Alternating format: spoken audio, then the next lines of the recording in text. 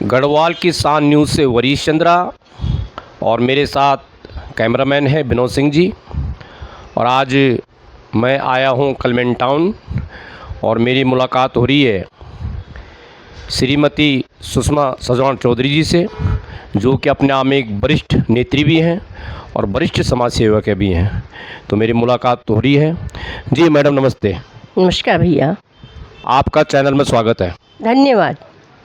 Madam, जैसे कल जो अपर जिला सत्र न्यायालय में उत्तराखंड की बेटी अंकिता भंडारी जी को जो न्याय मिला, और उस न्याय में उत्तराखंड की जनता राजी नहीं है, क्योंकि कोर्ट के आदेश थे कि जो तीनों अपराधी थे, जो आरोपी थे उनको उम्र कैद हुई है। इसमें आप क्या कहेंगे? ऐसा है, हमारा जो उत्तराखंड राज्य है बहुत शांति प्रिय राज्य है, पहले से रहा है। और यहाँ पर जब ये राजधानी बनी है, उससे पहले तो बड़ी परेशानियाँ झेली। बेरोजगार राज्य सबसे, यहाँ पर लोग आते थे, अपने भाषण वाषण देके चले जाते थे और कोई ध्यान नहीं देता था उत्तराखंड राज्य की तरफ कि भाई यहाँ का भी कुछ उन्नति करवानी है। और जब ये राज्य बना तो कितनी यातनाएं जो माँ बहनों ने सही हैं, किस तरीके से उन्होंने परेशानियाँ उठाई हैं, कितने कलंक लगे। और उसके बाद अगर ये बातें देखते रहेंगे कि छोटी छोटी बच्चियों के संग उल्टे पुल्टे काम होते रहेंगे, लोग इस तरह अन्याय करते रहेंगे, उनको नौकरी देने के बहाने उनका दुरुपयोग करते रहेंगे, तो ये कैसे चलेगा। और जो भी जो है उबाल आ रहा है लोगों में कि भाई उन्हें न्याय नहीं मिला उस बच्ची को, और साथ में जो तीनों हैं उन्हें उम्र कैद, उनको तो फांसी होनी चाहिए, क्योंकि ये संस्कार किसने दिए उन्हें? उनके माता पिता ने दिए हैं, उनके गुरुजनों ने दिए हैं, समाज ने दिए।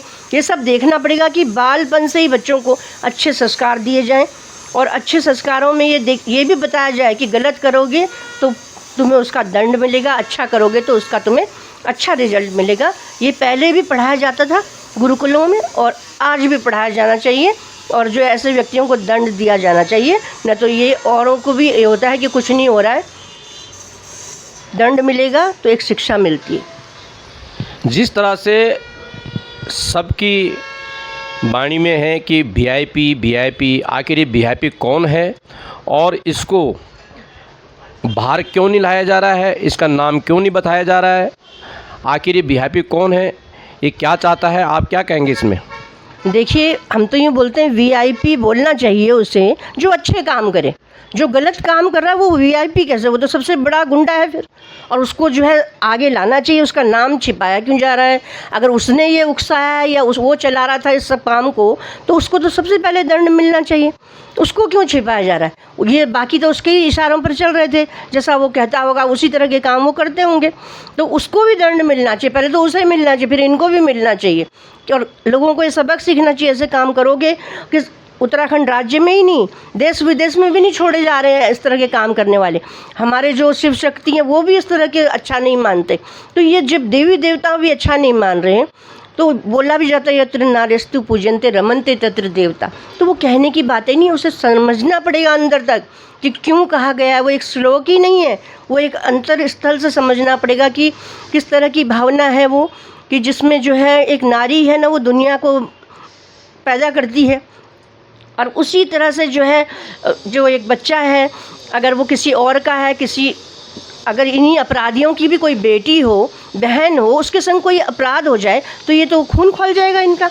जो वीआईपी बन रहा है उसको भी बेटी हो, उसके संग इस तरह की बातें हों तो वो उसको नहीं बुरा लगेगा। तो किसी के साथ भी बुरा करने से पहले सोचना चाहिए कि अगर वो हमारे बच्चे के संग हो तो क्या होगा।